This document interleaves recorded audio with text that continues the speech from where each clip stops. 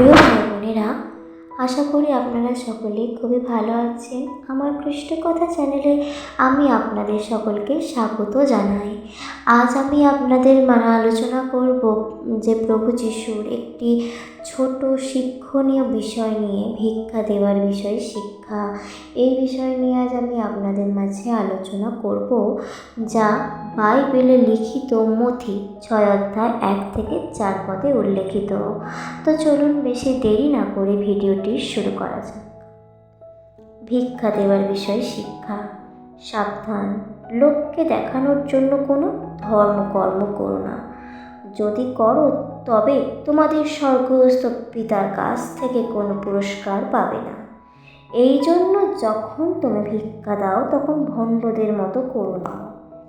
তারা তো লোকেদের প্রশংসা পাওয়ার জন্য সমাজ ঘরে এবং পথে পথে ঢাক ঢোল বাজিয়ে ভিক্ষা দেয়। আমি তোমাদের সত্যি বলছি, তারা তাদের পুরস্কার পেয়ে গেছে।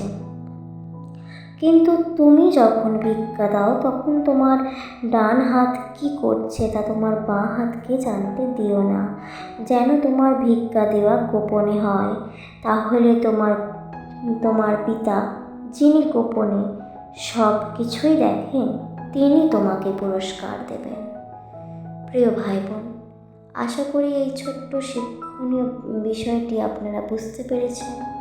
যদি ভিডিওটি ভালো লাগে লাইক কমেন্ট শেয়ারের মাধ্যমে উৎসাহ বাড়িয়ে দেবেন এবং ভালো লাগলে চ্যানেলটি সাবস্ক্রাইব করে বেল নোটিফিকেশনটি অন করে দেবেন, যেন নতুন কোনো ভিডিও আপনাদের মাঝে